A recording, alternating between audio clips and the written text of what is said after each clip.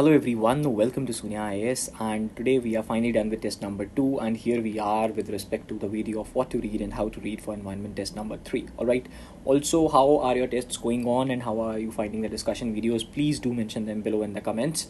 Alright, so let's start with today's test. The theme is with respect to the climate change, the mitigation causes and impacts, and finally in the mapping area will be now covering the Eastern India's biodiversity. Alright, in first test we did the Northeast India, and today we did that North India's biodiversity. So finally moving on to India's biodiversity.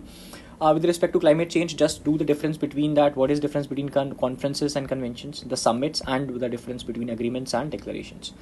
Then starting from 1972, do the Stockholm Conference and what are the subsequent actions that what did India do when it came back home, what were the initiatives taken by it.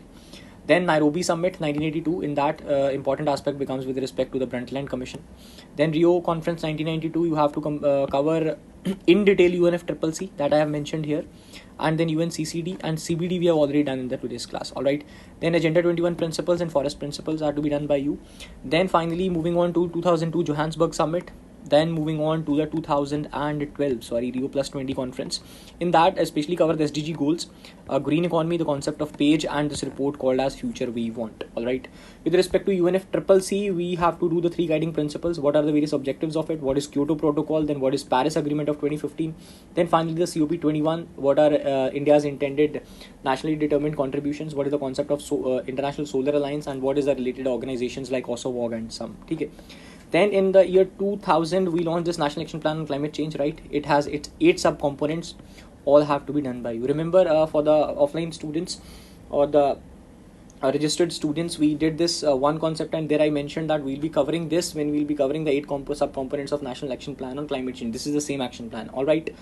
Then with respect to carbon market mechanisms, you have to do the ETS, right? Then the CDM, and then the joint implementation mechanism. Then you have to do various concepts with respect to climate change. Example, greenhouse effect, global warming, the climate change, IPCC and its report. उसमें you have to do IPCC's report, 1.5 degree report. You have to pay a clear attention. इसको दोनों को comparative analysis कर लीजिएगा that what will happen if the temperature will raise by 1.5 degrees Celsius by the century, and what will happen if it does not. Then do the concept of carbon fertilization followed by carbon sequestration. Then do the ozone layer. What is the ozone layer depletion?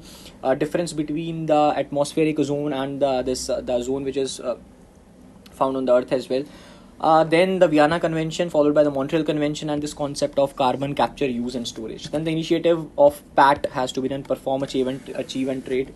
And then you have to move on to this concept of difference between these 3 funds, GEF, Adaptation Fund, and the Green Climate Fund, followed by the climate change indexes, right? Jitne bhi in news you know that they are there in the contemporary affairs since past 1.5 years to 2 years. All indexes have to be done by you. Then with respect to the global greenhouse gases, you have to cover these 2 things in detail. Example, methane and carbon dioxide. Then with respect to the COPs, cover the COP 21, 25, 26 and 27, and especially the India's Panchamrit concept at COP 26, because this has not been asked last year, so there are high chances that this might be asked this year. Then what is the concept of stubble burning? What are the particular solutions like biochar, etc.? Then what is the difference between GRAP and NCAP? Then finally, what is the difference between EPC and CAQM?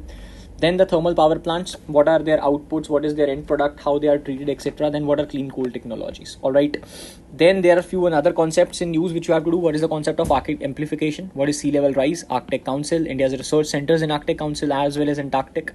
Then what is aerosol radiative forcing, followed by this concept of Karakoram anomaly, right? This also becomes important. What is Karakoram anomaly? Then National Carbonaceous Aerosol Program, then emissions gap report, then UNEP, do whatever publications are there, 5 to 6 publications are there, so make a list. Then awards, and then the secretariat, to whatever there's these international organizations, the UNEP serves as a secretariat, so do that organizations as well.